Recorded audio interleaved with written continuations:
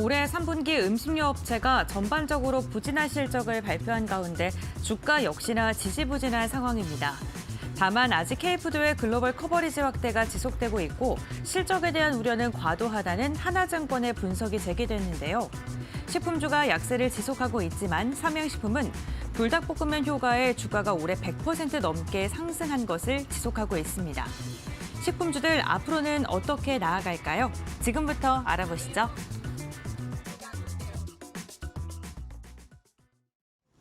예, 자 오늘 두 번째는 이제 음식료 업종입니다. 역시 음식료 업종도 앞서 말씀드렸던 전력 기기 업종과 마찬가지로 상반기 때 정말 드라마틱한 그런 상승 흐름을 보였다가 전력 쪽보다는 훨씬 더 되돌림이 심했던 그런 섹터이기도 한데요.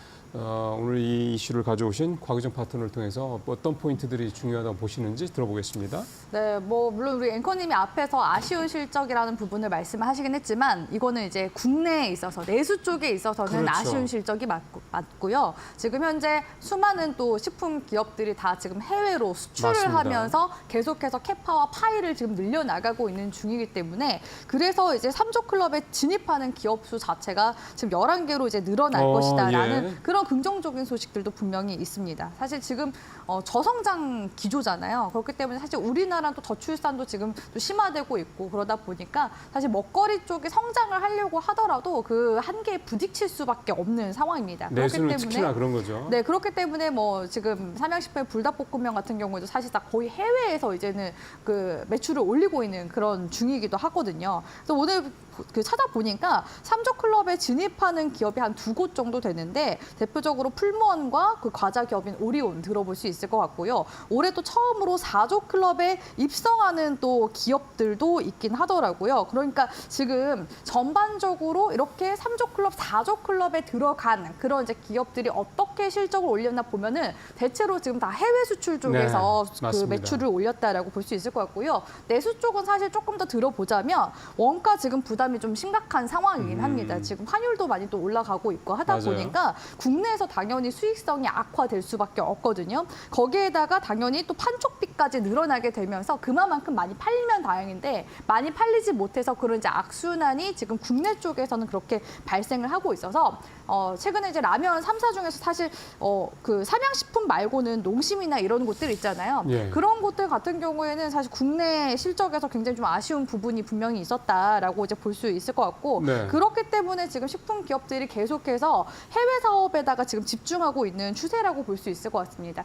이번에는 미국 쪽에 대한 이제 이슈가 한번 시장에 상반기에 불어왔다면 그래도 하반기에 계속해서 중국 시장도 이제 앞으로 이제 그렇죠. 내년까지도 계속 노려볼 수 있거든요. 경기 예. 부양책도 지금 하고 있는 데다가 실제로 1월에서 10월 중국 시장의 농식품 누적 수출액 같은 경우에 지난해 같은 기간보다 6.9% 정도 늘었다고 합니다. 그리고 지난 9월부터는 냉동김밥이 수출 품목에 포함이 되면서요. 작년 동기보다 40% 정도 가까이 또 늘었다고 하거든요. 그렇기 때문에 지금 중국 시장에 또 진출하기 위한 그런 이제 수출 제품들도 다양화하고 있고 또 유통 채널까지 확대하는 그런 기업들이 계속해서 좀 앞으로 또 부각이 되게 될 가능성이 높지 않을까라고 보여지고 실제로 이번에 그 중국에서 광군제가 광군제 때, 있었잖아요. 예. 그때도 보니까 한국의 건강기능식품들이 다시금 또 중국인들한테 인기를 끌고 있다고 하더라고요.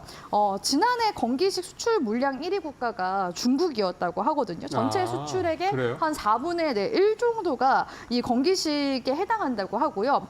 또한 이제 면세점에서도 중국 관광객이 출국 전에 홍삼정을 많이 구입한 것으로 집계가 됐다고 합니다. 그리고 이제 그 관군제에서 판매가 된 건기식들도 자세히 봤을 때 홍삼정 에브리타임, 홍삼원, 원지삼 등의 정관장 제품이 중국의 이런 대형 온라인 쇼핑 베스트셀러의 명단도 올린 만큼 이제 또 중국에서의 그런 수출 모멘텀도 좀 다시금 부각이 될 만한 시기가 도래가 되지 않았나라고 보고 있기 때문에 식품 종목들의 이제 반등세 우리 시청자분들이 같이 이제 중국과 관련된 이슈도 같이 함께 보시면서 주목을 해보시면 좋을 것 같다고 생각하고 있습니다. 사실 이제 북미 쪽 수출 같은 경우는 이제 환율 이런 부분들도 좀 있고 그런 부분들이 좀 감안이 돼야 되는데 사실 중국은 뭐 우리랑 같이 좀 통화 가치가 떨어지는 나라니까 그런 부분도 좀 일단 부담이 좀 덜할 수도 있겠다 이런 생각도 좀 들고요.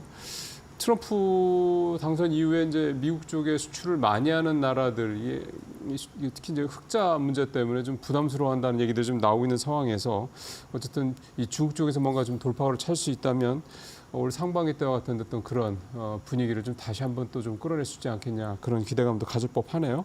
자, 음식료 관련 업종들 어떤 종목들이 있는지 좀 살펴보겠습니다. 권별 앵커.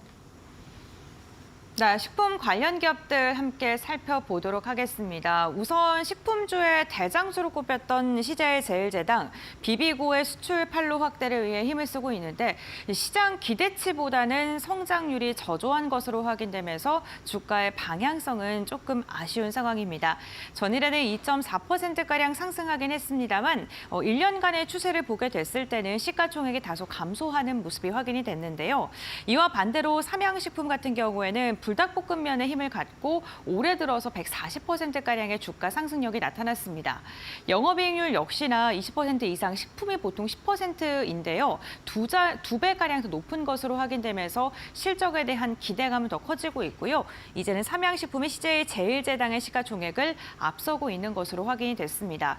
제가 불닭볶음면의 인기를 실감했던 게 유럽 여행 가서 동네 마트에 불닭볶음면 소스를 별도로 파는 그러한 공간이 있을 정도로 해외에서 지금 불닭볶음면에 대한 인기는 정말 날로 커지고 있고요. 이게 바로 주가에 반영되고 있다는 게 확인되고 있습니다. 반면 라면의 대장이라고 꼽히던 농심 같은 경우에는요. 올해 들어 주가가 20%가량 하락했고요. 5개월간의 추이를 봤을 때는 무려 40%가량의 주가 조정이 나왔습니다. 사실 음식료 업종 식품주는요. 시장이 흔들릴 때 경기 방어적인 성향이 굉장히 큰 섹터인데요. 이러한 말이 무색하게도 농심은 최근의 주가 추이가 굉장히 아쉬운 상황이 연일 이어지고 있고요. 오리온 역시나 두 자릿대 하락세 올해 들어서 좀 지속되고 있고 금요일장만 보더라도 0.9%가량의 하락세가 확인이 됐습니다.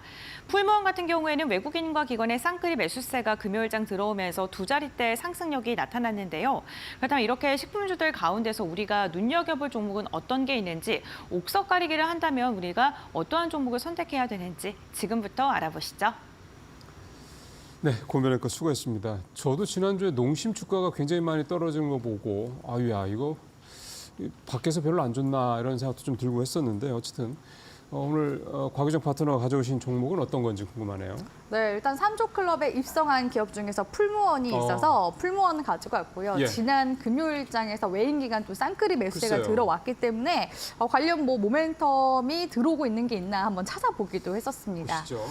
지난 이제 상반기 같은 경우에는 K푸드 열풍이 또 불었었잖아요. 그때 이제 그쵸. 라면 관련주와 더불어서 김밥 관련주로 엮였었던 기업들이 주가 상승세가 강하게 나왔었는데 풀무원 같은 경우에는 미국 쪽의 냉동김밥이 아닌 중국 쪽의 냉동김밥 이제 판매고를 올리게 되면서 네. 냉동김밥 관련주로 한번 부각이 됐었던 기업이기도 하고요. 네. 거기에다가 이제 육상김 R&D 센터도 이제 구축을 해서 향후 5년간 60억 정도 투자하겠다라는 관련 소식이 나오면서 김 관련주로도 같이 함께 거론이 됐었던 기업이라고 볼 수가 있겠습니다. 하지만 육상 김이라는 게 이제 바다에서 김을 채취해서 만드는 게 아니라 양식을 한다는 얘기인 거잖아요. 네, 말 그대로 이제 양식을 해서 육상 양식 기술로 그러니까. 생산한 물김을 이제 뭐 마른 김뿐만 아니라 김 스낵 등의 이제 고부가 같이 이제 그렇죠, 제품을 그렇죠. 다양하게 이제 만들겠다. 그래서 2027년도 뭐 국내 첫 육상 김양식 제품을 출시할 계획이다. 이런 이제 이슈가 나오기도 했었거든요. 그와 이제 별개로 앞서 말씀드렸다시피 사실 기업의 이제 또 주가가 상승하려면 그에 대한 본질은